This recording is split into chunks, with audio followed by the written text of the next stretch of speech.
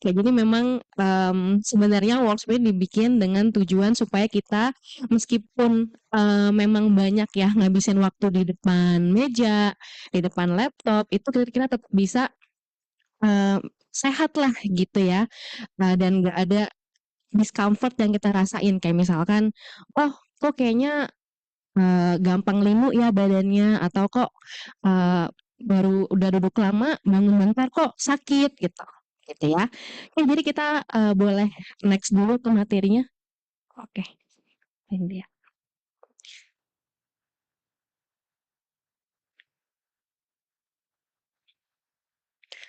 Oke, mungkin ada pepatah ya, "Tak kenal maka tak sayang," cenah. Jadi kita mungkin kenalan dulu. Jadi teman-teman, saya adalah seorang fitness coach, sempat ngambil pendidikan sertifikasi pelatih kebugaran, di Asosiasi Pelatih Kebugaran Indonesia atau teman-teman bisa tahu dengan APKI gitu ya.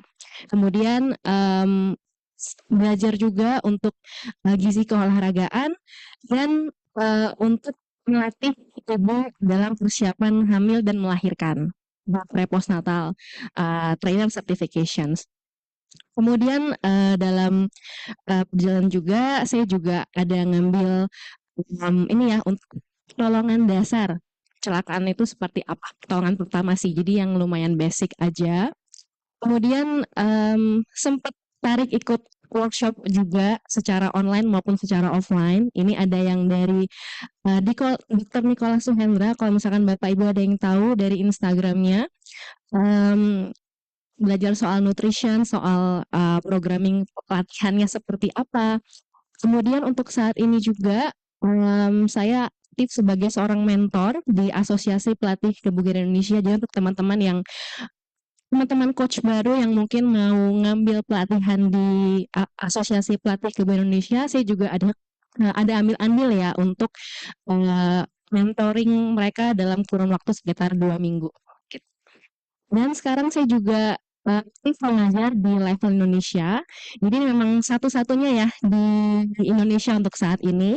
Kita ada di Ashta, jadi ada di daerah Senopati di SCBD.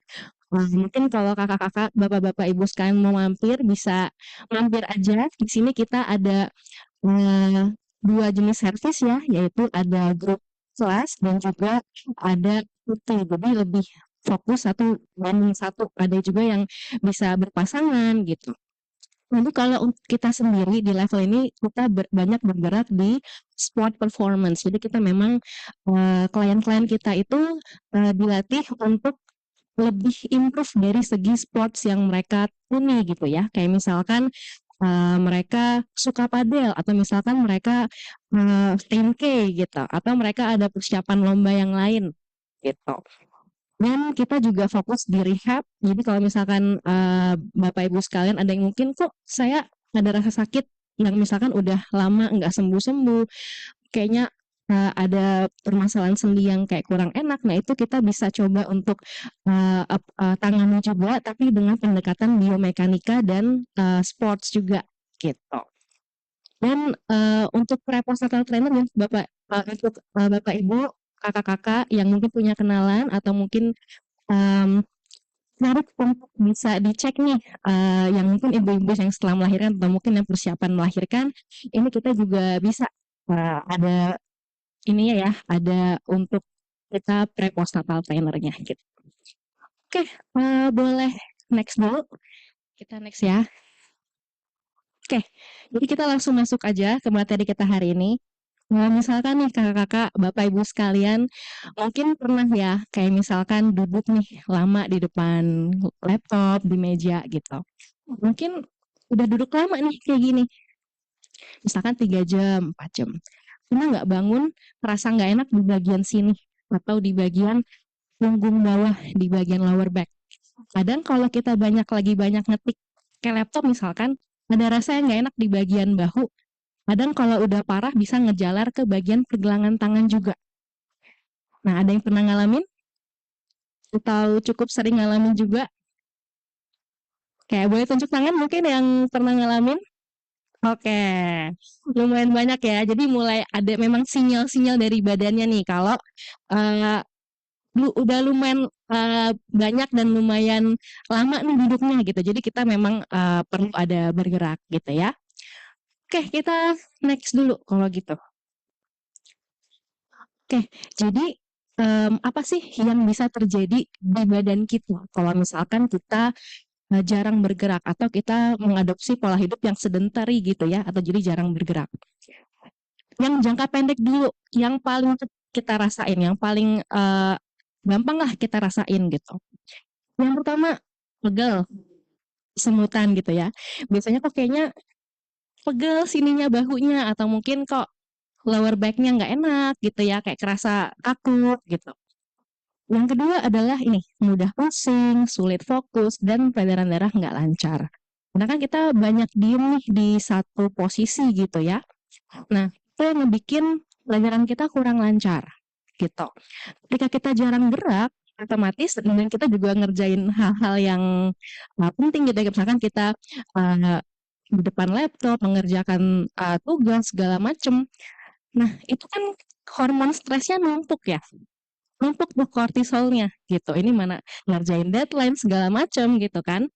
Nah, itu yang ngebikin kita udah pusing, peredaran darahnya nggak lancar karena kita jarang bergerak gitu ya. Karena ketika kita ada pergerakan, ada kita olahraga, itu akan membantu untuk merilis hormon endorfin. Kalau Bapak Ibu tahu, hormon endorfin itu adalah hormon yang bikin kita lebih happy, lebih bahagia. Nah, ketika endorfinnya diproduksi, maka produksi hormon kortisolnya bisa berkurang. Itulah kenapa kalau mungkin Bapak, Ibu, kakak-kakak pernah nemuin, udah nih orang-orang yang berprinsip gini, kan ku kerjakan semua cobaan di dunia ini, yang penting aku olahraga atau latihan dulu gitu. Karena memang ketika kita olahraga atau ketika kita bergerak itu memang ada pelepasan hormon endorfin ya, yang kita lebih enjoy, lebih happy lah gitu. Nah, terus yang tadi sempat dibilang juga ya, jadi ketika kita jarang bergerak itu kita bisa mengalami nyeri otot dan sendi juga. Yang tadi di bagian bahu lah, pergelangan tangan lah, di bagian lower back lah, di bagian lutut lah, gitu. Nah, next. Nah, ini yang jangka panjang. Jadi ini bisa dirasain dalam akumulasi bulanan sampai tahunan, gitu ya. Ketika kita lumayan sedentary pola hidupnya, gitu. Yang pertama kelemahan otot, gitu ya. Otomatis, jadi sebenarnya gini, badan kita itu pintar, gitu. Ketika kita jarang bergerak, badan kita itu ibaratnya ngomong ke otot, otot, ini kayaknya jarang dipakai ya, gitu. Kayaknya nggak berat-berat banget nih aktivitasnya. Kalau gitu dikurangin aja ya, biar lebih efisien badannya. Gitu.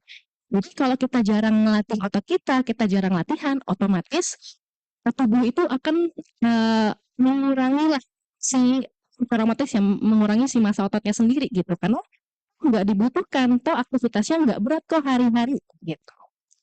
Nah, yang kedua adalah ketidakseimbangan postural. Mungkin kalau misalkan Bapak Ibu Kakak pernah lihat, ada nih mungkin kakek nenek kita, Bapak Ibu kita yang udah usia 60-70, kalau dilihat mulai begini posturnya. Jalannya mulai agak bongkok gitu. Nah, ini sebenarnya dampak dari si kelemahan otot itu. Nah, sebenarnya otot itu adalah yang menunjang si rangka kita. Bayangin kalau ototnya nggak pernah dilatih, udah nggak kuat lagi buat nahan si rangkanya, akhirnya bongkok. Oh. Nah, ketika ototnya lemah, ini akan sangat mudah membuat kita mengalami ketidakseimbangan postur. Nah, pada dasarnya kita itu memang udah nggak balance dari sononya. Kayak misalkan kok kayaknya kanannya lebih kuat dibanding yang kiri ya, gitu. Sebenarnya kita memang masing-masing sudah punya derajat imbalance-nya. Tapi itu bisa bertambah parah kalau kita jarang melatih badan kita jarang berolahraga, dan didukung dari postur atau hobi kita yang kurang baik. Misalnya, kita secara nggak sadar duduknya sering gini, atau begini, nyamping, atau bongkok. Atau kalau misalkan kita sering cewek-cewek nih biasanya, bawa tas di salah satu sisi, kanan, terus barang berat-berat laptop, botol minum semua masuk di situ gitu ya. Nah, itu yang bisa men-trigger ketidakseimbangan postur jadi makin parah. Itulah kenapa kadang misalkan ada nih klien datang, "Mbak, saya skoliosis, sakit banget rasanya." Nah, itu terjadi ketika derajatnya sudah bertambah parah, makanya ada level pain-nya, gitu. Jadi badannya udah nggak bisa toleransi lagi nih, udah nimbulin sakit si imbalance-nya. Nah, itu yang kita perlu address, gitu ya. Yang ketiga nyeri sendi. Jadi kayak dikit-dikit sakit, baru naik tangga dikit udah pegal, udah sakit gitu. Nah, jadi ini yang memang dalam jangka panjangnya. Jadi kumulasi dari habit kita untuk berbulan-bulan, bertahun-tahun itu bisa mengarah ke sini. Gitu. Jadi kita memang sebisa mungkin perlu untuk hidup yang lebih aktif gitu. Kita banyakin gerak, gitu ya. Oke. Terus kalau misalkan Bapak Ibu tahu sebenarnya physical inactivity dan juga pola makan yang kurang baik ya. Jadi pola makan yang kurang baik dan kita yang sedentary itu jadi penyebab nomor 2 terbesar untuk penyakit yang sifatnya beresiko. Misalnya apa? Misalnya penyakit jantung, stroke, kemudian juga yang berhubungan dengan saluran pernafasan, paru-paru gitu ya. Diabetes, kondisi kesehatan ginjal itu sangat dipengaruhi oleh ini. Yang nomor 2 ya, nih, si poor diet and physical inactivity. Jadi sepenting itu untuk kita bergerak gitu. Karena sebenarnya obatnya simpel. Kita nggak kadang kita tuh nggak perlu obat-obatan medis, tapi kita cukup mengubah gaya hidup kita itu sudah sangat berdampak baik ke level kesehatan kita. Misalnya, oh iya lebih dibenerin nih makannya lebih seimbang, ada sayurnya, ada karbohidrat, ada proteinnya, kemudian juga lebih banyak bergerak. Misalkan, oh ya udah deh jalan dulu pagi 10 menit, sore kecil 10 menit, misalkan lebih banyak jalan. Atau ada mulai pelan-pelan latihan di rumah untuk ngelakuin strength training. Nah itu juga bisa gitu. Kita next ya. Oke, jadi segitu pentingnya ya kakak-kakak, bapak ibu sekalian untuk kita berolahraga. Karena dengan kita berolahraga itu dampaknya banyak banget. Jadi set kita juga gitu ya. Jadi ketika nanti kita udah bertambah umurnya, kita tetap bisa aktivitas dengan normal gitu tanpa kita harus banyak disupport oleh saudara atau juga kerabat keluarga kita gitu ya. Jadi kita tetap bisa mandiri lah gitu. Nah, jadi meskipun kita memang saat ini belum bisa mungkin untuk mengalokasikan waktu, misalkan kita belum sempat nih coach kalau misalkan harus 1 jam, nggak harus 1 jam gitu, kita bisa cicil dulu misalkan, oh pagi nih dicicil 10 menit sebelum berangkat, nanti pulang kantor 10 menit lagi, nah itu bisa gitu ya. Jadi apa yang terjangkau dulu aja, apa yang paling mungkin dulu aja untuk saat ini, karena lagi-lagi something is better than doing nothing at all gitu. Lebih baik ada sedikit pergerakan, sedikit perubahan dibandingkan kita nggak ngelakuin apa-apa sama sekali. Karena itu tadi yang kita bahas kan ada jangka panjangnya gitu ya dari kita uh, sedentary lifestyle. Jadi kita memang harus bergerak. Karena memang manusia itu makhluk fisik ya. Jadi memang didesain untuk bergerak gitu. Nah, jadi kalau gitu kita coba aja kali ya untuk gerakannya sekarang ini. Gimana kalau dari Kak Rani atau teman-teman? Oh, bisa ya. Oke. Ada Q&A nggak? Q&A. Oke. Jadi mungkin itu untuk materinya hari ini. Mungkin sebelum kita lanjut ke gerakan-gerakan dash exercise-nya, mungkin ada nggak Bapak, Ibu, Kakak yang mungkin mau ada pertanyaan dulu? Oke. Ada yang mau tanya nanti boleh tunjuk tangan ya.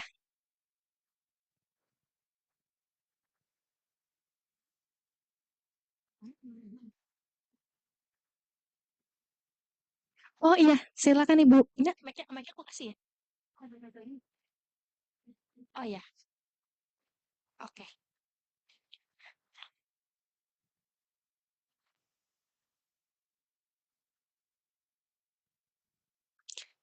Oh, selamat siang.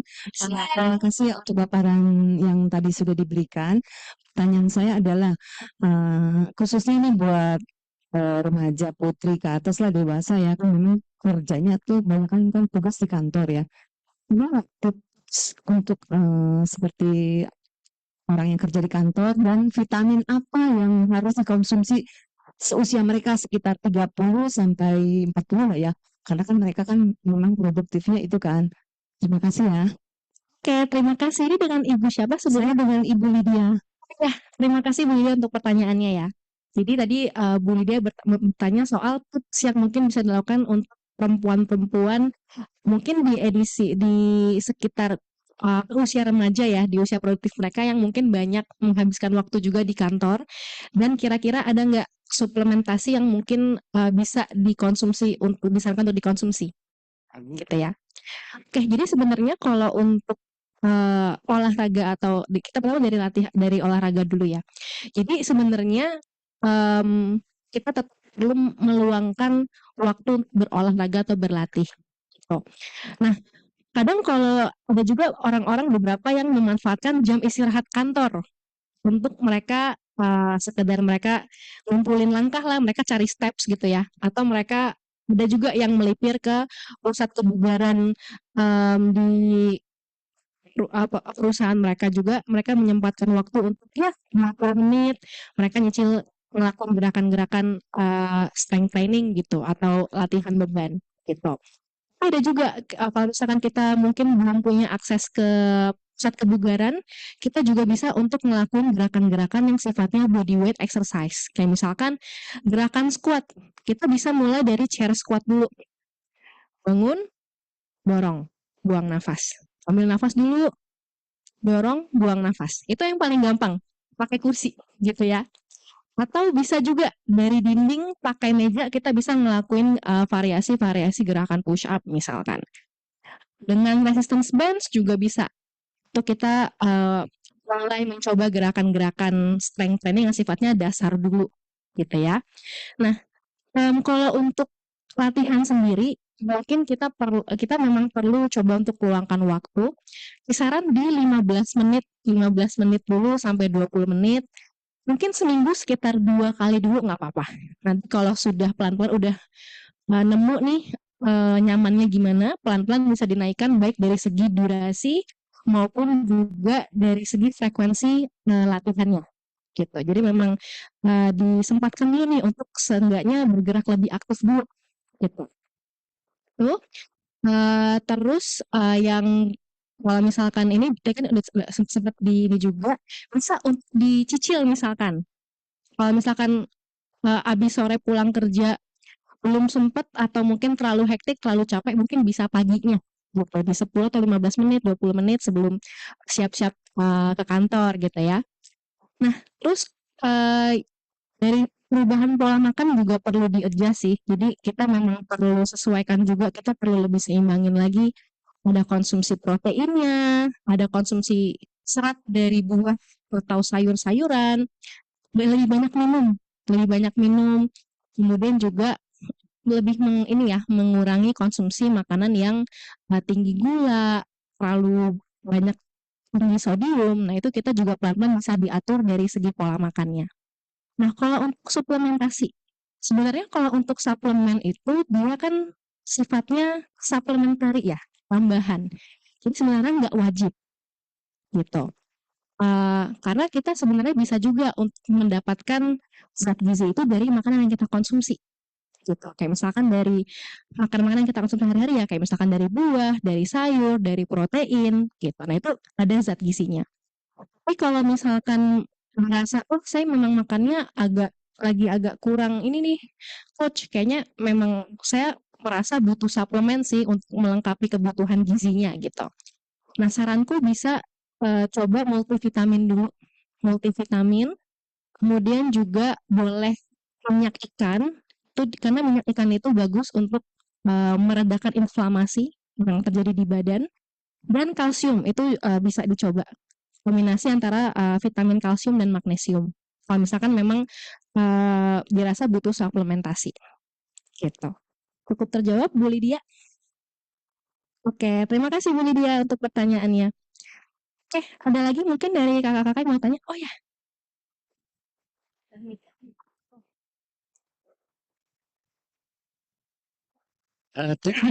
Nama saya Ayung, saya lansia. Saya ada 2 pertanyaan. Apakah jalan santai dengan jalan terkopoh-kopoh itu beda manfaatnya bagi lansia?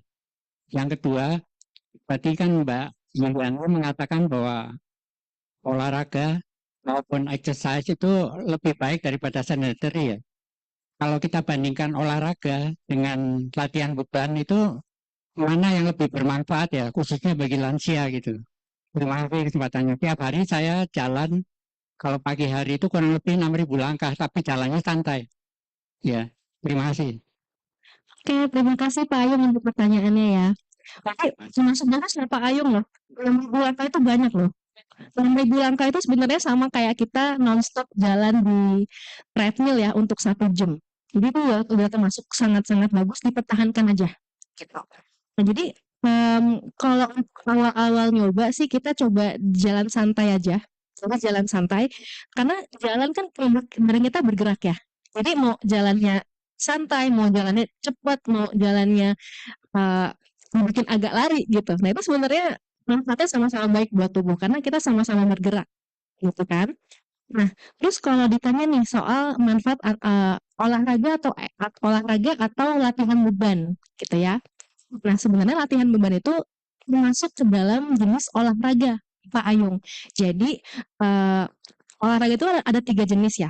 Yang pertama ada yang mensupport kardio, jadi lebih menyehatkan jantung kita ya, untuk daya tahan jantung. Misalkan kayak lari, kayak kita bulu tangkis, kita futsal, yang sekarang lagi hype ya padel. Nah, itu dia lebih menyehatkan kardio kita atau daya tahan jantung kita gitu. Yang kedua adalah strength training. Jadi ini memang yang kita latihan beban gitu ya, yang kita menggunakan beban untuk kita berlatih, entah itu beban tubuh kita sendiri, entah kita menggunakan alat yang ada di pusat kebugaran misalkan, kayak misalkan dumbbell, mesin-mesin yang ada. Nah, itu adalah strength training yang fokusnya untuk menambah massa otot, untuk menguatkan massa otot. Nah, tapi nggak sesederhana itu sebenarnya, karena ketika kita udah mulai rutin latihan beban, ototnya akan bertambah nih, tapi akan diikuti juga dengan penambahan ketebalan tulangnya. Nah, kenapa sangat disarankan untuk kita itu latihan beban, karena nggak cuma ototnya doang yang nambah, tapi densitas atau ketebalan ototnya itu akan tulangnya ya, itu akan semakin bertambah juga gitu. Nah, dan ketika kita punya otot yang banyak, sebenarnya enaknya kita bisa makan lebih bebas atau kita jadi nggak terlalu takut makan gitu. Karena metabolisme badannya akan jauh lebih meningkat ketika kita punya massa otot yang banyak gitu. Yang ketiga adalah olahraga yang sifatnya untuk mobility gitu ya. Jadi untuk kelenturan otot kita. Misalkan kita pilates, kita yoga, kita stretching itu sangat-sangat baik untuk menunjang kelenturan dari pergerakan sendi kita gitu. Jadi harus dilakukan tiga-tiganya secara seimbang gitu. Misalkan kardionya mau coba jalan santai dulu gitu. Nanti pelan-pelan udah nyaman, udah mulai kebiasa bisa jalan cepat gitu. Tapi jangan lupa juga untuk kita menguatkan ototnya gitu. Karena otot adalah yang menyokong rangka kita. Bayangin kalau ototnya nggak kuat, disuruh untuk menahan impact kita yang hari-hari lari kayak gini, nah itu pasti akan nanti berdampak juga untuk sendinya. Jadi kita lakukan secara seimbang nih antara latihan strength trainingnya, kemudian juga kardionya ya, dan ada stretching juga untuk mendukung kelenturan dari sendi dan juga ototnya. Ya, terima kasih Pak Ayung untuk pertanyaannya. Ada lagi yang mau bertanya? Oke, mungkin boleh belakang dulu.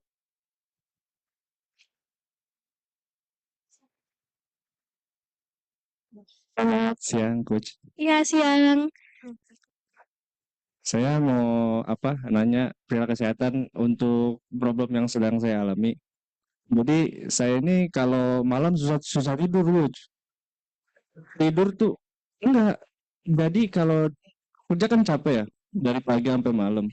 Malamnya itu tetap susah tidur jam 12, jam 1 baru tidur. Jam 5-nya bangun lagi. Padahal siangnya udah tidur. Siangnya udah tidur apa? Siangnya nggak tidur juga ya kan? Aktivitas dari pagi sampai sore itu capek. Bahkan kan capek harusnya lelah dong. Tapi ini tetap susah tidurnya. Mohon arahan dan juga solusi untuk problem yang saya alami. Kadang mata harus capek dulu nih, scroll-scroll handphone baru bisa tidur gitu. Itu boleh minta solusinya. Oke, terima kasih. Ini dengan Kak siapa ya? Om, Dengan Kak Agung. Terima kasih untuk pertanyaannya. Jadi ini ya, kalau supaya bisa cepat tidur gimana gitu ya. Jadi sebenarnya banyak faktor yang perlu kita lihat. Nah, kalau dari Kak Agung, tuh ada minum kopi nggak? Atau kafein?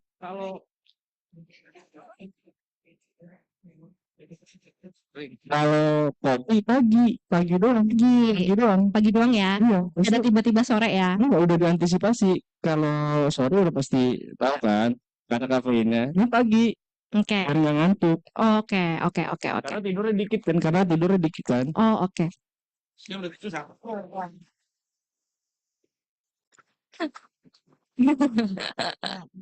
Oke, oke. Jadi kalau untuk konsumsi kopi aman ya, berarti di pagi ya. Oke. Jadi sebenarnya ada beberapa faktor yang bikin kita susah tidur. Yang pertama adalah konsumsi kafein. Kalau kafein itu kita maksimal di 8 jam sebelum tidur. Misalkan nih, oh hari ini mau tidur jam 10. Berarti maksimal terakhir minum kafein adalah di jam 2 siang. Jadi untuk konsumsi kafein maksimal di 8 jam sebelum tidur. Gitu ya. Yang kedua, jam makan. Nah, kalau Kak Agung, kalau hari-hari makannya itu di jam berapa tuh makan terakhir? Dan coba mau tidur di jam berapa? Mm-mm. Nah, kalau makan malam itu, kalau makan malam sepulangnya kantor dari sini, pulang kantor sini, beli makan gitu. Kisaran jam 8 jam 9-an. Oke, oke, oke. Iya. Oke. Nah, jadi dari jam makan ini sebenarnya juga mempengaruhi tidur kita. Nah, usahakan untuk makan terakhir itu adalah di 2 sampai 3 jam sebelum tidur gitu. Jadi makan berat yang terakhir itu maksimal di 2 sampai 3 jam sebelum tidur. Karena kalau misalkan terlalu dekat dengan jam tidur, pergerakan lambung itu bisa mengganggu kita untuk tidur gitu. Jadi kita akan tetap terjaga biasanya kalau misalkan jam makan itu terlalu dekat dengan jam tidur kita. Jadi jam makan diusahakan 2 sampai 3 jam ya sebelum kita tidur gitu. Nah, yang ketiga adalah screen time. Jadi mungkin tadi Kak Agung sempat cerita juga ya kalau misalkan berusaha untuk tidur dengan bikin matanya capek. Jadi kayak ngeliat-ngeliat TikTok dulu mungkin, ngeliat-ngeliat Instagram dulu mungkin gitu ya supaya mungkin matanya capek jadi cepet tidur gitu ya. Padahal sebenarnya paparan sinar gadget itu yang bikin kita malah nggak bisa tidur. Karena kan dia ada blue light-nya kan, ada sinar radiasinya kan. Nah, itu yang ditangkap mata kita, itu sinyal ke otak untuk kita tetap terjaga. Gitu. Jadi usahakan 30 menit lah sampai 1 jam sebelum tidur tuh udah mati-matiin lampu, udah agak digelepin cahaya lampu kamarnya gitu. Jadi supaya lebih badan tuh terima sinyal kalau oh ini udah waktunya tidur nih, udah gelap gitu. Karena kalau misalkan terlalu terang cahayanya, maka akan ditangkap mata sinyal ke otak terjaga ya gitu. Nggak boleh tidur nih gitu karena harus sinyalnya untuk stay awake kalau misalkan kita ngelihat paparan cahaya yang terlalu terang.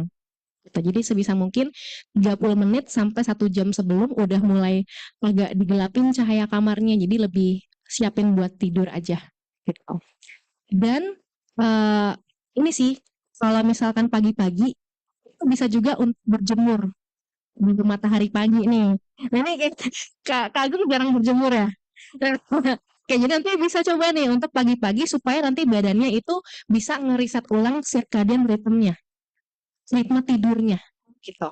Karena nanti ketika badan terpapar sinar matahari itu akan sinyal oh ini udah waktunya memulai hari nih. Berarti dia akan ngeriset badannya sendiri gitu. Jadi di jam-jam tertentu udah mulai keluarin melatonin buat supaya kita bisa tidur gitu. Jadi berjemur di pagi hari, di matahari pagi, 15 menit, 10 menit itu akan sangat-sangat bermanfaat banget. Yang kedua, kafein diperhatikan, jadi jangan sampai kita maksimal ya di 8 jam sebelum tidur. Yang ketiga, jam makan itu juga dipengaruhi kita perlu perhatikan juga 2 sampai 3 jam sebelum tidur. Dan minum, ini penting juga nih, minum. Jadi kadang ada nih, saya nggak bisa tidur nih coach karena saya kebangun untuk buang air kecil terus nih tiap malam gitu. Nah ini terjadi ketika kita banyak minum mendekati jam tidur gitu. Jadi diusahakan kalau untuk tidur, untuk sebelum kita tidur ya, kita usahakan udah ngabisin jatah minum kita itu di 1,5 jam sebelum kita tidur supaya nanti dia nggak ngeganggu tidur kita gitu. Cukup terjawab Kak Agung? Aman. Ya. Oke, thank you Kak Agung buat pertanyaannya ya. Oke, ada lagi teman-teman yang mungkin mau tanya? Oh, lebih banyak ya. Oke, ada lagi? Boleh mungkin? Ada air. Ada lagi ya. Biar kita bisa praktek. Oh, baik. Tapi prakteknya nggak bakal terlalu sebenarnya. Selamat siang, Coach Lia Yuliani. Iya, Salam siang. kenal dengan Intan. Saya tuh kalau bangun tidur merasa malah nggak seger gitu ya. Leher tuh berasa sakit, punggung juga berasa kayak pegel-pegel. Ada tips-tipsnya nggak ya yang harus kita lakukan mungkin sebelum atau justru saat bangun tidur? Terima kasih. Oke, terima kasih Kak Intan buat pertanyaannya ya. Jadi kalau dari Kak Intan ini supaya ketika bangun tidur lebih fresh dan juga mungkin enggak ada discomfort yang dirasain ya. Kalau tadi kan Kak Intan bilang sempat ngerasa nggak enak di bagian leher nih kalau udah habis bangun pagi gitu. Nah sebenarnya kan kita tidur nih, itu kan badan kita relatif di posisi yang sama untuk berjam-jam juga. Sama ketika kita duduk di depan meja di depan laptop kita gitu. Itulah kenapa yang men-trigger ototnya jadi kaku gitu. Itulah kenapa kadang pagi-pagi stretching dulu yuk gitu supaya ototnya nggak kaku-kaku banget gitu. Karena biasanya kalau ototnya kaku itu akan lebih men-trigger sakitnya atau discomfortnya. Jadi itu kalau untuk meredakan ya atau mengurangi ketidaknyamanannya bisa stretching di pagi hari gitu. Di malam hari sebelum tidur juga bisa stretching gitu. Jadi untuk melancarin peredaran darahnya juga gitu. Dan bisa dicoba juga itu tadi yang aku paparin barusan yang soal jam terakhir kafein maksimal berapa jam sebelum, jam makan, jam minum. Nah, itu juga diperhatikan gitu. Dan kalau untuk ini ya, untuk kualitas tidur ya, biasanya coba untuk tidur lebih awal gitu. Sekitar ya jam-jam 9, jam-jam 10 malam udah di tempat tidur tuh ya. Nah ini yang lumayan challenging nih karena kadang kita mungkin jam 11, jam 12 baru bisa tidur gitu ya karena ada mungkin jam 1 begadang nih ya ngerjain deadline segala macem. Tapi memang akan beda kualitasnya antara orang yang tidurnya itu lebih awal sama yang dia tidurnya itu ngalong gitu. Jadi kayak begadang. Karena kan badan kita punya jam biologisnya kan. Di jam berapa dia akan merecovery sel, di jam berapa dia akan ngebuang sisa-sisa sel sisa-sisa yang nggak kepake gitu. Kalau jam biologisnya aja nggak kayak misalkan kita tidurnya telat-telat nih gitu. Nah otomatis prosesnya akan terganggu. Itulah kenapa yang bikin kita jadi nggak fresh kadang. Tidurnya udah 8 jam nih, misalkan dari jam 4 pagi sampai jam 12 siang gitu misalnya ya. 8 jam cukup sih, tapi kok nggak fresh ya? Ya karena kita udah melewatkan jam biologis badannya gitu. Harusnya kita ada reparasi jantung dulu, nah ini terlewatkan gitu. Jadi akhirnya kita bangunnya nggak fresh gitu. Jadi diusahakan tidur lebih awal, bangun lebih pagi gitu. Kayak misalkan tidur jam 10, bangun jam 5, jam 6 udah bangun. Usahakan tidurnya di 7 sampai 8 jam sih gitu. Jadi kita bangunnya fresh dan kita punya energi lebih juga buat aktivitas kita. Ada lagi Kak Intan cukup terjawab? Aman. Oke, terima kasih. Ada lagi ya? Ada lagi yang mau bertanya? Yang mana tuh? Oh ya, boleh.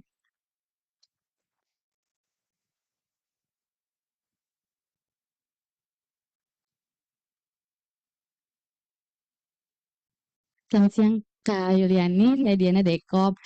Izin bertanya Kak, ini sebenarnya cerita tentang saya dan suami sih. Sebenarnya saya dan suami sedang menjalani diet.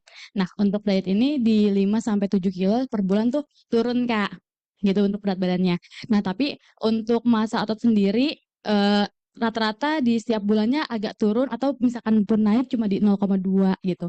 Nah, gimana sih Kak cara efektif gitu untuk meningkatkan massa otot? Padahal kami sedang diet dan juga kami cukup makan protein sesuai anjuran dari dokter dan juga tapi waktu kerjanya memang cukup padat gitu ya Kak. Jadi nggak ada jadwal khusus untuk olahraga seperti itu. Terima kasih. Oke, terima kasih buat Kak Diana ya. Oh iya, terima kasih buat pertanyaannya. Jadi apa yang mungkin bisa dilakukan untuk menambah massa otot gitu ya? Padahal kita udah makan protein, udah ngikutin anjuran gizi dari dokter, misalkan gitu ya. Oke, jadi em, tadi kan mungkin Kak Diana sempat mention juga di awal kalau ada turun 5 sampai 7 kilo ya. Itu dalam waktu berapa lama tuh Kak?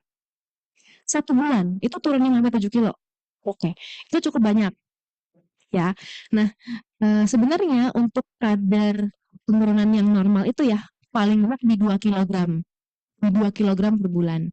Nah, kalau misalkan lebih dari itu kita bisa lihat biasanya yang turun nggak cuma lemak tapi air, kadar air di badan, kemudian juga massa otot juga ikutan turun gitu ya. Itu terjadi kalau defisitnya terlalu ekstrim dan kita kurang memenuhi kebutuhan massa ototnya. Gitu. Jadi protein memang perlu diperhatikan. Gitu. Nah, selain dari protein juga kan kalau dari dokter disarankan ini nih Kak, berapa gram protein? Ada dibilang nggak proteinnya?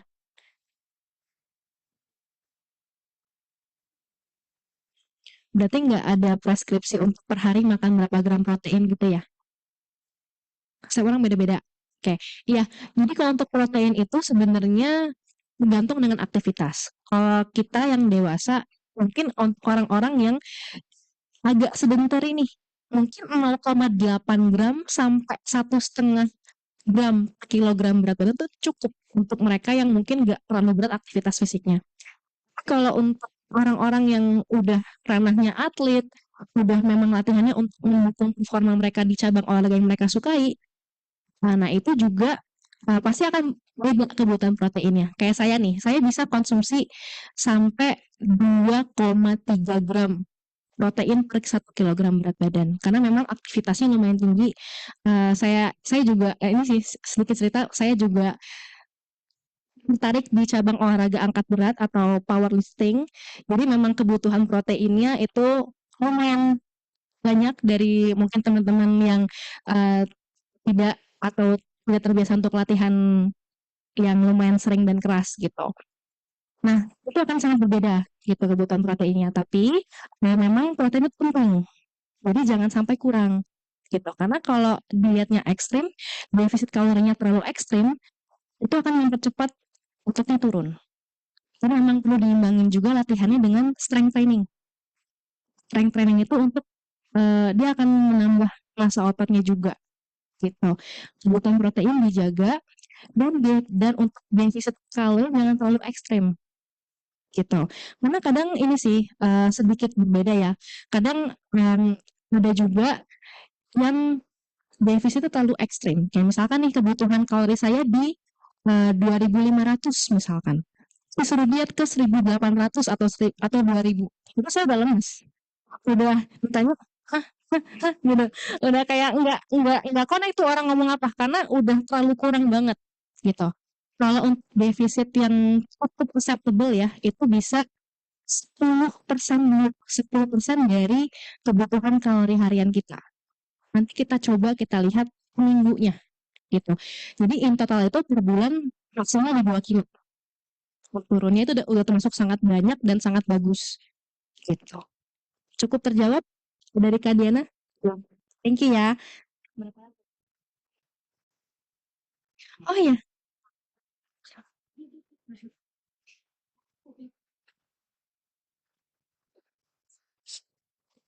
Selamat siang. siang Bu. Nama saya Ibu Fatmi. Kebetulan saya menceritakan apa yang terjadi sama saya.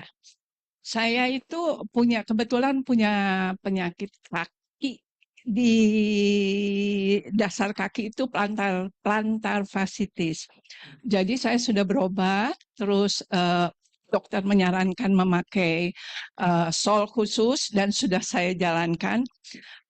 Tapi itu kalau Bapak itu ini ya bisa jalan jauh ya. Kalau saya tuh kadang sakit, kadang enggak gitu. Jadi enggak bisa jalan terlampau lama gitu loh.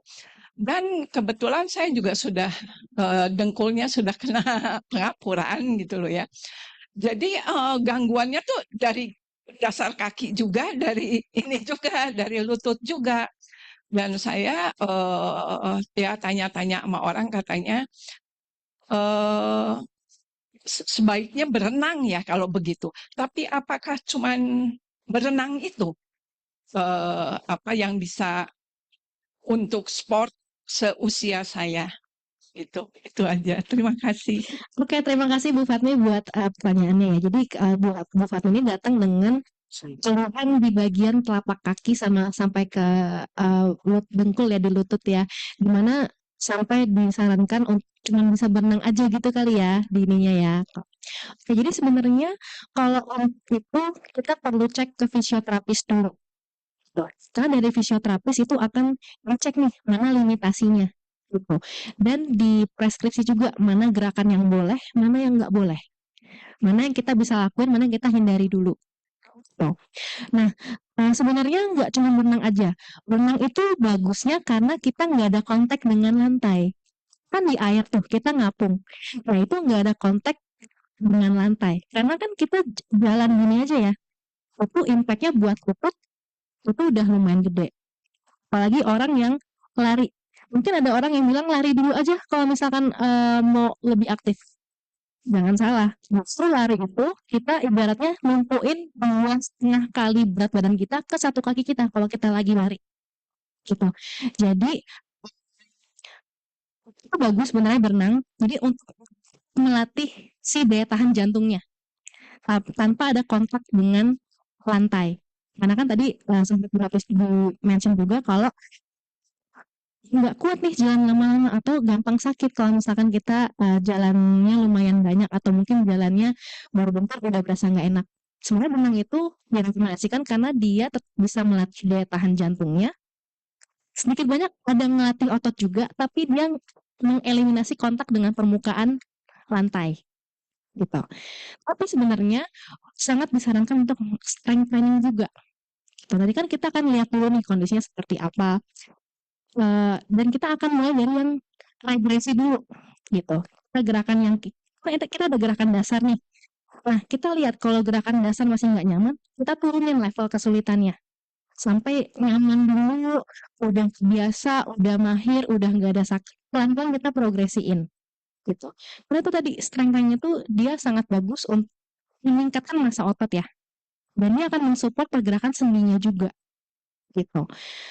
Nah, jadi strength training tapi dengan level yang disesuaikan gitu. Jadi nggak tiba-tiba langsung disuruh push up ya di lantai 10 repetisi atau misalkan tiba-tiba disuruh squat pakai barbel 10 kg misalkan enggak. Jadi kita pasti akan mulai dulu dari yang paling dasar dulu. Bahkan kalau misalkan butuh regresi kita akan bisa regresi juga gitu. Sampai udah berasa nyaman, udah berasa enak nih, nggak ada sakit sama sekali. Udah enak geraknya, kita pelan-pelan bisa progresi gitu. Jadi nggak cuma berenang aja, tapi bisa strength training juga selama dengan level yang disesuaikan. Gitu. Cukup terjawab Bu Fatmi? Ya. Makasih Bu Fatmi.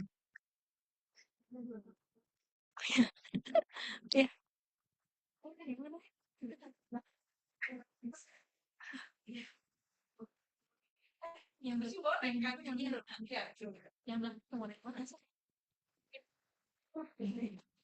Ya, selamat pagi, Ibu Mayul Eko Cilia. Perkenalkan saya Raisa.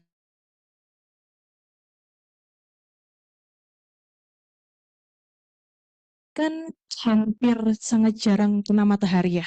Jadi beberapa hasil MCU kemarin teman-teman tuh ada yang kekurangan vitamin D sampai defisiensi nih. Mereka bilang kayaknya udah minum suplemen tapi kok nggak efek. Saran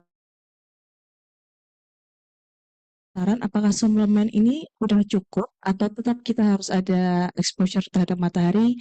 Lalu kalau memang disarankan tetap ada exposure, mungkin saran durasinya atau jam maksimal yang paling baik itu jam berapa? Terima kasih.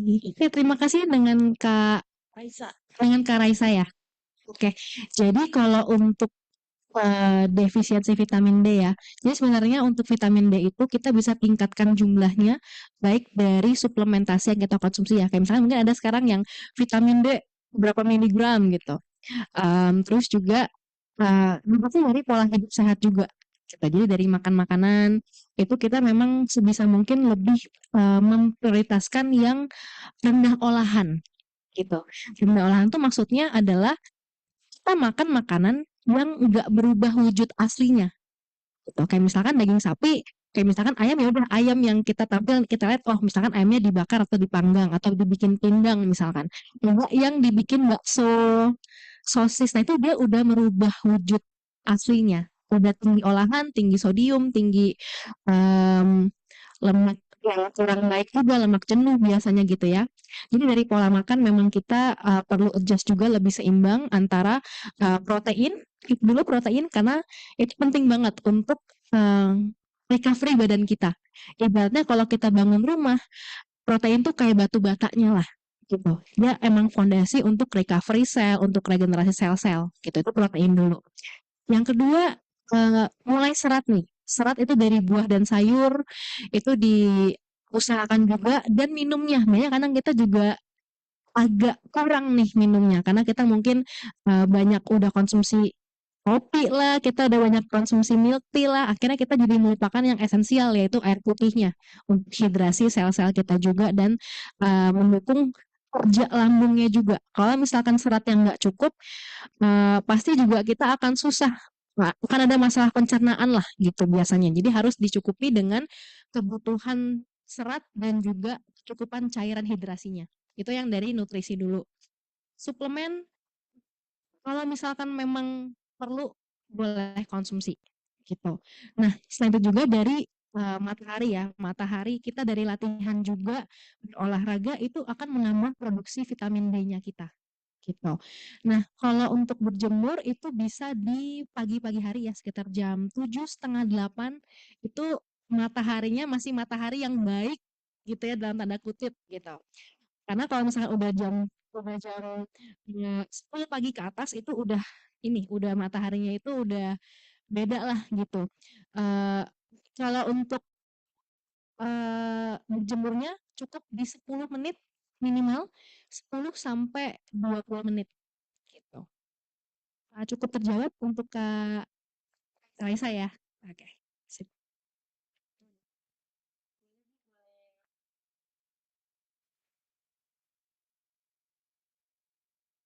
Saya Dani Kak dari BINS. Saya tanya, untuk jalan yang lansia tadi, masalah lansia, saya lansia juga Mas. Kalau saya tuh jalan naik tangga, 3 naik tangga aja gitu berkali-kali. Tiba-tiba kaki saya jadi kayak kram gitu. Jadi kram itu benar-benar kram. Dan kadang tuh pernah bangun tidur juga sering kram. Itu pernah ngalami 20 menit. Nyiksa banget 20 menit tuh nggak bisa gerak, ditekuk nggak bisa, di apa nggak bisa. Terus kalau saya paksa, ini kalau saya diem, malah lebih parah lagi, lebih kaku loh saya ya.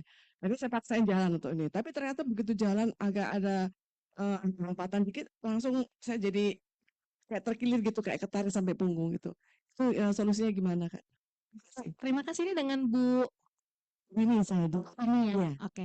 Tapi kalau untuk kram ini sebenarnya banyak faktornya. Tapi biasanya bisa terjadi karena kita kurang minum dan atau kurang sodium. Jadi memang kurang kadar natrium atau sodium ke badannya. Itulah yang ngebikin otot kita gampang kram gitu. Nah, jadi kalau itu biasanya bisa minum larutan yang mengandung sodium kayak misalkan Mizone, Pocari Sweat itu kan dia ada ion positifnya juga, ada natrium, dia campuran antara garam dan gula gitu ya. Jadi untuk kontraksi otot itu akan lebih menunjang lah gitu. Nah, terus yang bisa dilakukan kalau misalkan lagi kram, jangan dipijit. Jangan diurut atau dipijit, tapi bisa coba teknik elevasi. Jadi kayak misalkan nih, betisnya kram gitu ya. Misalkan bisa cari kursi atau meja, kita duduk di bawah, kita elevasi kakinya kayak gini. Misalkan kita betisnya kram gitu ya, kita bisa taruh di sini. Kita taruhin kakinya di sini, kita elevasi. Ini teknik elevasi tujuannya untuk melancarkan peredaran darahnya gitu. Jadi jangan dipijit. Kalau misalkan lagi kram, jangan diurut, jangan dipijit. Minum air dulu, coba minum sodium dulu, elevasi dulu yang tadi cat. Jadi yang penting level permukaan antara bagian yang kram sama jantung itu dia lebih tinggi jantung. Nah, dengan kita mengelevasi itu akan membuat level jantung lebih tinggi daripada si bagian kaki yang kram itu tadi. Gitu. Ada pertanyaan lagi? Cukup? Cukup terjawab, Bu Dini? Terima kasih. Baik, terima kasih Coach. Sekarang kita langsung saja gas. Oke, oke, ini yang ditunggu-tunggu ya. Jadi benar-benar praktek biar kita nggak ngantuk gitu ya. Tadi kita banyak teori, banyak pembahasan. Oke, jadi kalau aku ada 2 sections. Jadi ini ada yang pertama itu yang benar-benar body weight tanpa alat sama sekali. Nanti yang kedua kita menggunakan resistance bands gitu ya. Jadi kita idealnya kalau misalkan kita mau melakukan peregangan itu kita dari atas ke bawah. Jadi ada bagian leher, ada bahu, pergelangan tangan, dada, kemudian juga bagian pinggul dan betis pergelangan kaki gitu ya. Oke. Nah, jadi yang pertama leher dari bawah, bawa ke kiri, ke atas dikit, terus ke kanan. Pelan-pelan aja. Ganti arah dari kanan, ke atas dikit, ke kiri, terus ke bawah lagi. Ini untuk lehernya gitu. Bisa juga kalau mau nengok-nengok kiri, kanan gitu ya. Atas, bawah. Ketika nengok bilang hai ya sama temennya. Hai. Kiri kanan terus bisa tilting juga kayak gini kiri kanan jadi biar lehernya nggak kaku karena leher tuh kaku kalau kita salah bantal atau kita banyak posisi yang kita diem kayak gini kita cuman kita kan nggak sadar kita agak ke depan ya kalau kita ngetik-ngetik nah itu yang bikin leher jadi kaku gitu yang kedua adalah bahu ini gampang bahu kita bisa kayak gini ini kita putar lihat arah putarannya ini kita bisa buka ke arah luar ya kan bisa masuk ke arah dalam juga jadi ganti-ganti arah gitu ya ini biar bahunya nggak kaku karena bahu ini biasanya kaku kalau kita banyak di satu posisi yang sama itu tadi ngetik di bagian komputer kita banyak gini itu juga yang bisa bikin bahu kita nggak nyaman gitu atau kita misalkan banyak ke satu sisi kita tidur gini aja 8 jam tuh oh pasti kaku pasti ada sakit-sakit nggak enak gitu ya nah terus ini kalau misalkan ruangannya sempit ya kalau lebar bisa kayak gini diputar ini bawa ke arah belakang bisa terus ini bawa ke arah depan juga bisa gitu pergelangan tangan ini juga banyak yang terdampak ya karena kita kan mungkin banyak di depan laptop kita banyak ngetik nggak sadar begini kadang kita banyak megang HP juga gini-gini nah kita bisa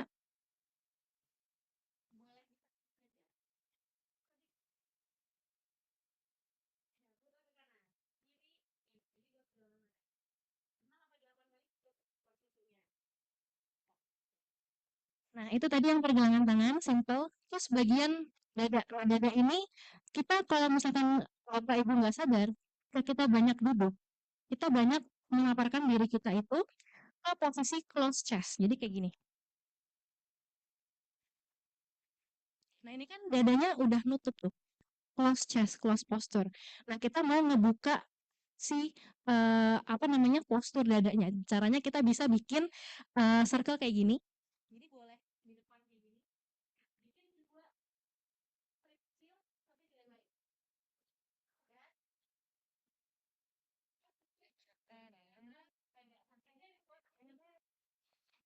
nah itu yang buat ngebuka si postur close chest-nya itu karena kita banyak banyak untuk nah even untuk ibu-ibu hamil juga ya untuk ibu yang hamil melahirkan kan mereka banyak postur yang close chest juga, kayak misalkan mereka bantuin popok anak, misalkan mereka banyak ngegendong anak, itu kan udah posturnya close chest semua.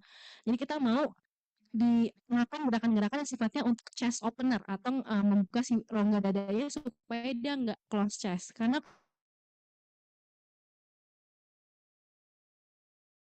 nggak buka dengan gerakan-gerakan yang sifatnya chest opening atau membuka dadanya itu. Nah, terus untuk pinggul ya. Ini bagian pinggul udah mulai turun. Tangannya bisa dipinggang, boleh berdiri mungkin yang Nah, ini kita bisa bikin angka 0. Jadi kayak kiri bawa ke kanan, kanan bawa ke kiri. Lebar aja. Ada bunyi kakak-kakak nggak? Pasti ada ya kakak-kakak semua ya. Nah, itu untuk mobilitas di bagian pinggul. Di bagian pinggul. Dan ada ngerasa di bagian paha dalam juga nggak? Paha dalam pinggul itu berasa banget. Jadi ingat ya, kakinya dibuka lebar, jangan sempit-sempit, lebar aja. Bikin angka 0. Kiri ke kanan, kanan ke kiri. Gitu ya. Nah, itu kalau yang sambil posisi berdiri. Kalau duduk, kita bisa duduk gini. Misalkan nih lagi iseng gitu ya. Kita bisa coba aja pegang ini. Ini kayak lebih ke static stretching sih sebenarnya. Jadi kerasa nggak di bagian face, paha belakang ya kan? Nggak berasa semua tuh. Kaki berasa juga ya kan? Jangan lupa gantian. Kiri kanan. Gitu ya. Nah, terus bisa juga nih kita gini doang. Kita ngelakuin gerakan-gerakan jinjit gini. Sebatas jinjit-jinjit gini, itu bisa. Jadi untuk ini tes gitu. Kadang-kadang kita banyak duduk di satu posisi yang lama, bangun-bangun kok nggak enak ya, kok ini nggak enak ya, kok betisnya nggak enak kram, karena kaku gitu, jarang digerakin, nggak lancar kan peredaran darahnya gitu. Jadi kita bisa sesimpel jinjit gini doang. Kalau misalkan apa namanya lagi training kita lagi gini kan kita begini-begini kan agak repot ya. Kita bisa gini dulu nih kakinya, gini terus ini kan enak nih. Ini posisi duduk aja bisa gitu. Itu yang gerakan yang bisa kita lakuin kalau misalkan dari kursi. Bisa juga kayak misalkan gini nih. Boleh angkat kakinya, kita tekuk dikit lututnya. Ini berasa nih paha depan, pinggul berasa. Ini juga. Oke. Sambil duduk bisa gitu. Nah, kalau yang pakai rok lebih hati-hati ya Bu ya. Yang lebih pakai rok lebih hati-hati. Itu bisa dilakuin. Nah, terus itu yang kayak body weight. Kita sekarang pakai resistance band kali ya. Makasih. Oke, jadi kalau untuk resistance band ini udah punya nih. Mantep nih. Oke. Nah, jadi kita bisa ada dua variasi. Kalau yang merah ini dia lebih gampang ya. Yang ini yang hitam dia lebih susah. Jadi memang lebih tebal level resistance-nya. Wah, klak klak klak klak klak klak nggak tuh? Klak klak klak klak klak semua ya. Oke. Nah, ini kita pakai yang merah dulu ya. Nah, dia bisa bandnya kita kalau dari sini kelihatan belakang bawa ke segini cukup depan belakang depan belakang terasa di bagian bawah kelihatan kalau buat yang itu agak keberatan kalau yang hitam gitu tapi bisa tapi memang agak challenging tapi bisa gitu itu buat mobilitas di bagian bahu gitu.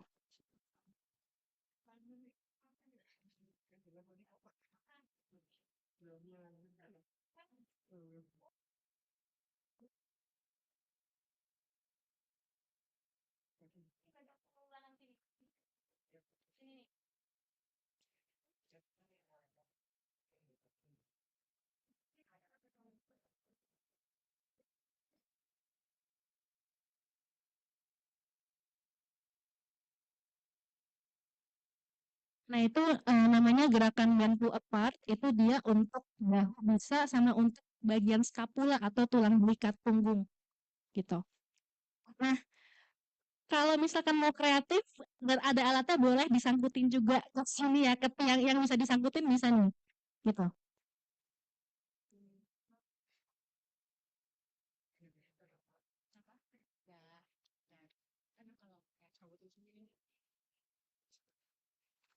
Ini kalau misalkan memang ada alatnya bisa ya. ada barang yang bisa disangkutin lah gitu ibaratnya. Nah ini kita bisa ngelakuin gerakan-gerakan yang simpel, ini tarik nggak? Kurang kenceng. Duduk, Karani duduk sini, Karani duduk sini. Nah, duduk dulu.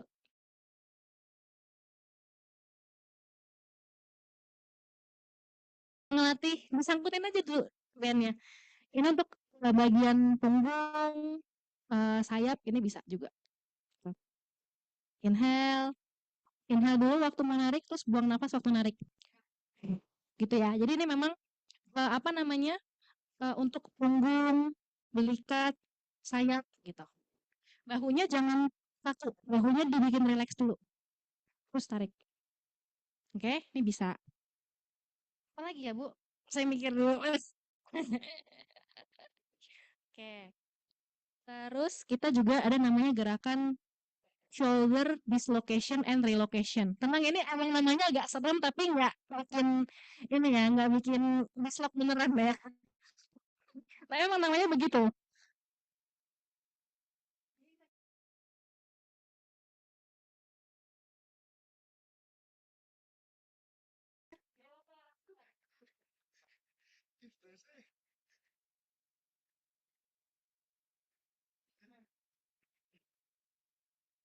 Kalau yang tadi itu namanya dislocation.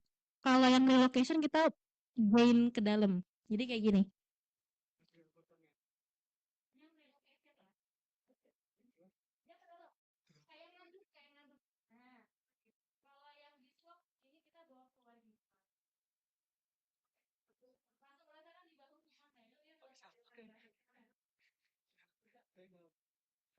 Itu.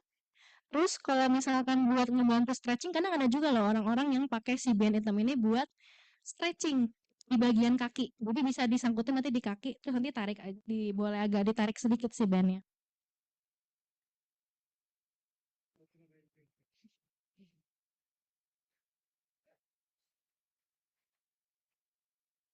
Ini enaknya sambil duduk kalau ngelakuin buat kaki ya.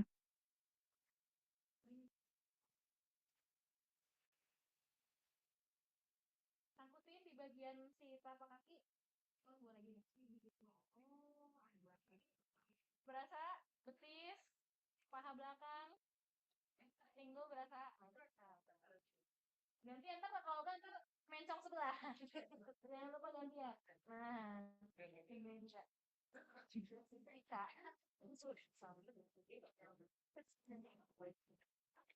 Terus buat bahu juga, ini aku baru ingat juga. Masa kita pakai yang ini atau yang merah?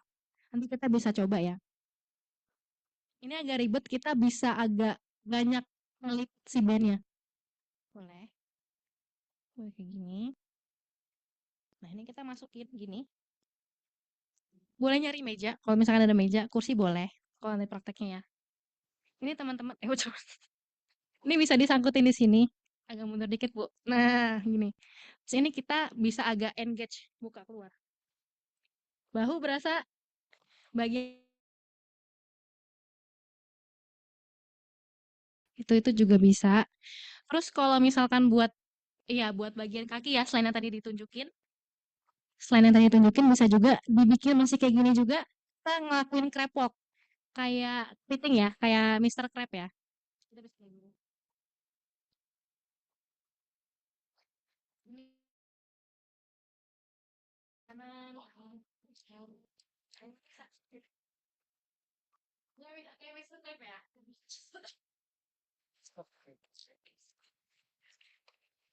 Oke, jadi memang dia kalau untuk yang gerakan resistance band ini dia lebih banyak fokusnya itu ngebantu di bagian mobilitas ya. Jadi memang untuk kelenturan sendinya aja biar nggak kaku.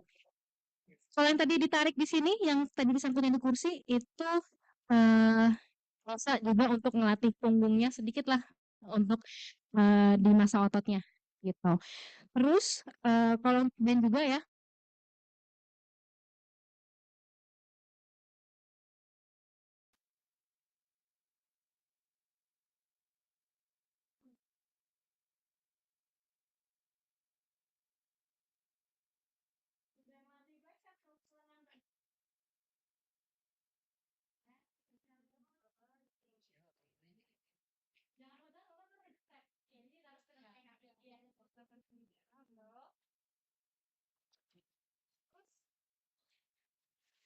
Terus kalau misalkan ada sangkutannya lumayan tinggi dan sangkutannya lumayan kokoh bisa juga. Karena ini boleh duduk lagi nggak? Duduk lagi boleh. Jadi kita bisa juga untuk ngelakuin gerakan yang melatih si chest ya. Atau bagian dada dan bahu depan dan punggung luar. Bukan punggung luar, lengan luar. Ini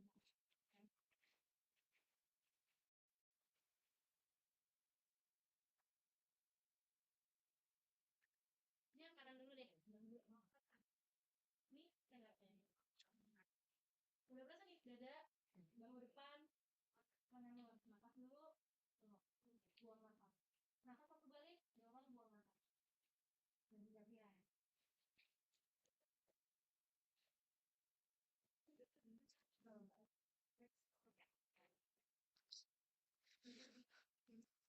Itu sih lumayan simpel kan, tapi lumayan banyak ya. Walaupun dengan satu jenis band aja, itu bisa kita explore banyak gerakan yang sifatnya untuk melatih mobilitas sama juga sedikit untuk melatih strength kita. Gitu. Ada sih, ada bisa di kalau tadi tuh ini sih bisa coba dicari kayak simple movements with resistance band. Itu banyak banyak tuh.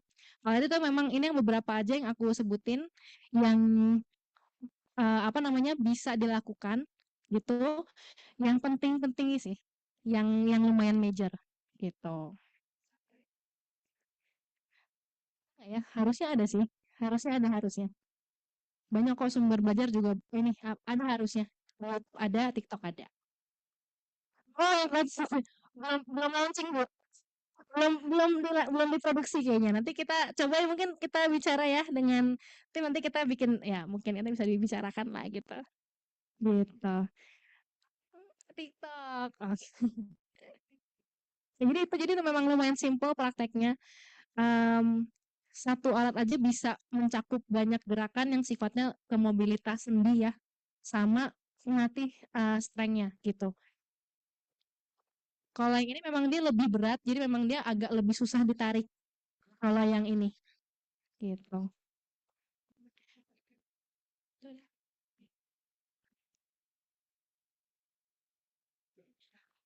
Oh, ada yang mau ditanya nggak buat soal gerakan-gerakan yang tadi dilakuin? Ya, boleh.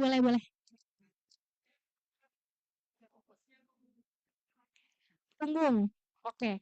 Jadi nanti bisa tadi kan apa namanya sempat yang tadi di ini disangkutin di ini bisa itu untuk ngelatih punggung secara posisi horizontal. Horizontal posisi punggung. Kalau mau yang horizontal boleh cari sangkutan yang lebih tinggi. Ntar kita boleh jongkok nanti kita narik ke bawah. Ini kayak gini nih. Ini yang punggungnya secara vertikal. Ya, boleh narik kayak gitu.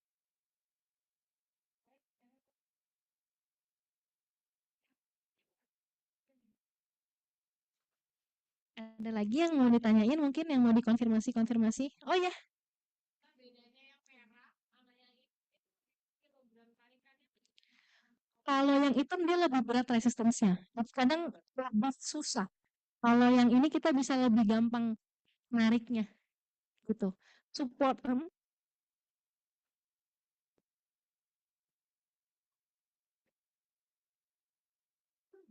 bunyi ketok-ketok ya. Itu sebenarnya aman, selama nggak ada rasa sakit aman. Iya, karena kenapa bunyi? Karena dia jarang terpapar dengan gerakan yang seperti itu pola gerakannya. Kadang ada juga orang-orang yang lutut lagi squat nih, gitu. Coach kok bunyi ya, coach itu aman nggak ya? Ada sakit nggak? Nggak ada sih. Aman ya berarti aman. Jadi pokoknya selama nggak ada sakit itu aman gitu. Karena itu cuman karena badannya kurang terbiasa dengan pola gerakan yang seperti itu. Gitu. Ada lagi? Ya.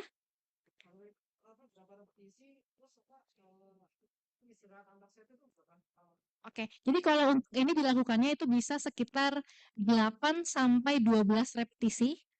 Setnya boleh di 2 sampai 3. Jadi 2 sampai 3 set, masing-masing setnya 8 sampai 12 repetisi. Istirahatnya boleh 30 detik sampai 1 menit. Gitu. Per satu setnya. Aman? Ada lagi yang mau tanya ya?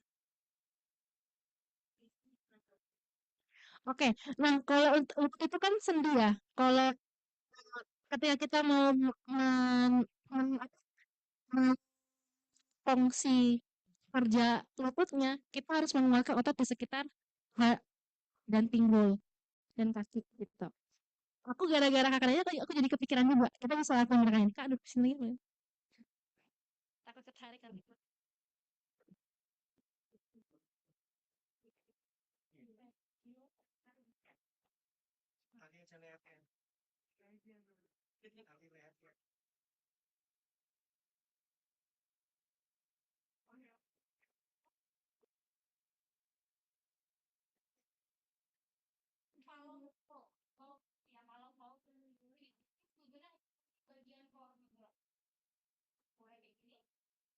Agak jauh dikit, tarik, jadi kita nampakin lagi. Nah, kita juga ngelakuin squat, split squat ya, boleh kayak gini. Oke, tekan di bagian jempol, lagi kepala di tengah sama tumit, turun, dorong, buang. Oh ya. Pas turun, dorong, buang. Bisa, kalau untuk yang split squat bisa, repetisinya boleh kalau untuk yang ini ya tadi barusan boleh di 8 kali kalau di kanan tinggal kan bisa dilakukan itu ada lagi yang mungkin mau tanya-tanya yang mau dikonfirmasi aman semuanya? Oh ya. Oh ini sebenarnya dan ini tergantung masa pemakaiannya. Kadang kalau misalkan dipakai buat belajar pull up atau chin up, jadi agak lebih pendek umurnya. Kadang ya ininya sekitar 6 bulan sih, 6 bulan. Tapi tergantung penyimpanan juga. Jangan disimpan di tempat yang terlalu pengap atau panas, karena itu bisa ngurangin elastisitas si bannya. Jadi bisa disimpan di suhu ruang aja, suhu ruang yang lumayan dingin. Terus juga sering dipakai aja, gitu. Karena kalau dia karet lama nyimpen tapi nggak dipakai, dia juga bisa rusak sendiri. Gitu. Aman? Ada lagi yang mungkin mau tanya? Aman? Oh bisa. Jadi nanti si dumbbellnya ini bisa disangkutin pakai bandnya. Dia bisa nambah resistance-nya jadi lebih susah. Gitu. Misalkan ini dumbbell nih. Jadi bisa disangkutin kayak gini, itu dia akan menambah si resistance-nya. Oh ya, betul. Apa? Masih. Tapi memang kalau untuk ini kita akan adaptasi nih si badannya. Kita mungkin awalnya agak susah ngelakuinin, lama-lama jadi gampang banget. Akhirnya kita butuh progres yang lebih sulit juga. Karena kan badan pinter. Dia akan selalu adaptasi untuk jadi lebih kuat.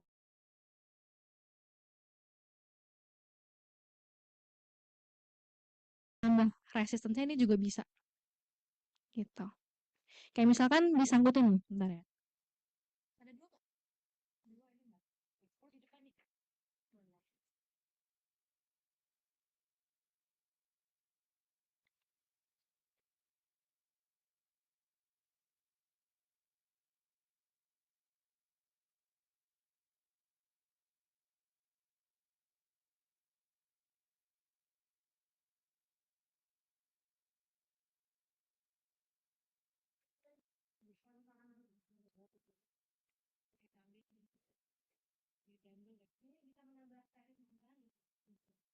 bisa menambah resistance. Dia akan ditambah resistance jadi lebih.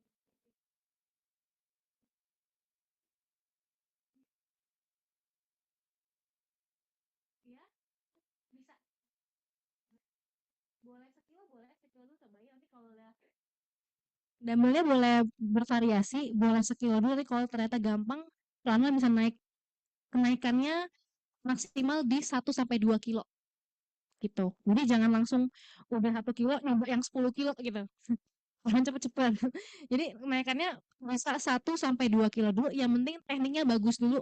Tekniknya bagus, nggak ada kompensasi di badannya, dan nggak ada rasa sakit. Gitu. Ada lagi yang mungkin mau ditanyain? Oh, Instagramnya? Instagramku? Ada tadi di slides awal, bentar, mana ya? Di waktu perkenalan. Agak di pojok sih. Di depan nih. Ini. @Yuliani Tamara hanya 2_1.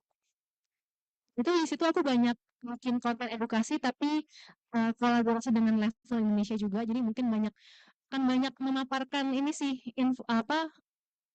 konten seputar fitness education, kemudian juga untuk prepost-natal ya untuk ibu-ibu yang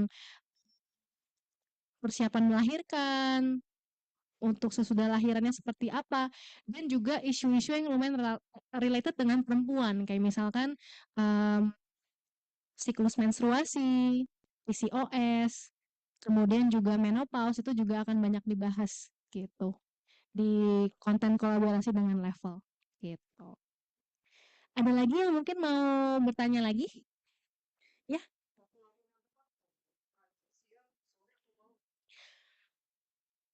Oke, kalau latihan itu sebenarnya bebas ya. Jadi yang penting kita bisa konsisten di jam yang sama gitu. Tapi bisa juga sebenarnya kalau di pagi itu kita lebih masih fresh-freshnya banget tuh. Jadi memang disarankan kalau bisa pagi atau siang boleh gitu. Kalau malam paling lebih hati-hati aja supaya jangan terlalu dekat dengan jam tidur gitu. Karena ketika kita olahraga itu respon badan yang nyala itu sama kayak kita respons kalau kita terancam bahaya. Fight or flight response namanya. Ketika kita olahraga, badan kita tuh mengaktifkan respons badan yang itu. Jadi paling lebih hati-hati aja supaya jangan terlalu dekat sama jam tidur dan bisa badannya lebih di switch off dulu dari mode mode fight or flight-nya dengan kita peregangan, kita pendinginan dulu, stretching dulu supaya lebih balik ke kondisi normalnya gitu. Lebih turun heart rate-nya, lebih nggak terlalu keringetan, segala macam. Sarapan dulu. Kalau misalkan mau latihan beban, sarapan dulu. Karena tetap butuh ini glukosa juga dari makanan. Pernah nggak kita mungkin lari lama-lama terus kita kerasa pusing? Nah itu karena badan kita udah mulai kekurangan glukosa gitu, kekurangan glikogen lah gitu. Jadi disarankan memang makan dulu sebelum latihan. Kalau misalkan makannya ringan, kayak misalkan makan snack kayak pisang, hydrokoko misalnya, atau mungkin protein bar itu bisa 15 menit sebelum latihan. Tapi kalau agak berat makannya, kayak misalkan kita makan nasi gitu ya, nasi, ayam, sayur itu bisa 1–3 jam sebelum berolahraga. Beda orang beda pencernaannya. Kalau saya 1 jam aja udah bisa latihan, tapi kadang ada yang nunggu sampai 3 jam, 4 jam baru bisa enak buat latihan setelah makan berat. Gitu. Aman? Oke. Ada lagi? Oh ya, tambahan juga kalau untuk sebelum latihan disarankan tinggi karbohidrat, menengah proteinnya, tapi rendah di bagian lemak, rendah kadar lemaknya. Karena lemak itu dia lumayan lama dicerna oleh badan. Padahal badan butuh energi yang cepat untuk jadi sumber tenaga. Gitu. Bisa. Ya.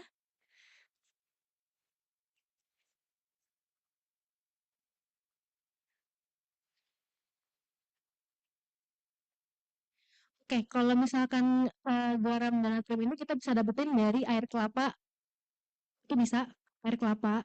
Kemudian juga dari elektrolit ya, elektrolit kayak misalkan Pocari Sweat, Pocari Sweat, magnesium tuh bisa juga karena dia ada kandungan garam dan gulanya kan. Gitu. Kalau yang lumayan alami sih air kelapa biasanya. Air kelapa.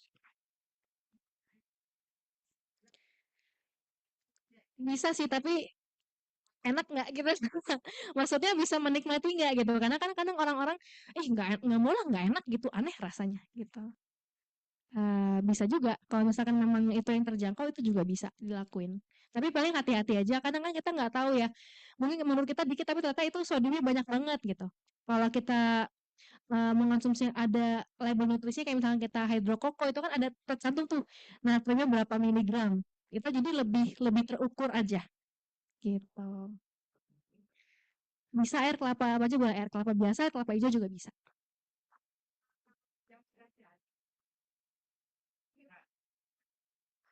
Boleh air kelapa, boleh yang dari batoknya langsung, boleh yang kemasan kayak hydrocoke itu juga bisa. Ya. Nah, apakah masih ada yang mau ditanyakan lagi Bapak Ibu ke Coach Julie? Ada? Ada Coach? Oh, boleh, boleh.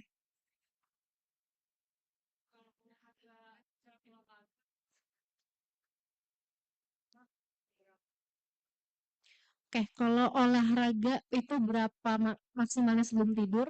Itu bisa sekitar 1,5 sampai 2 jam sebelum tidur. Gitu. Karena kan badannya butuh transisi dulu nih buat dia turunin heart rate, turunin suhu badannya, gitu. Cukup ya? Atau masih ada lagi pertanyaan lain? Oke, kayaknya udah cukup. Nah, terima kasih Coach Yuli atas sesinya yang menarik. Tepuk tangan untuk Coach Yuli.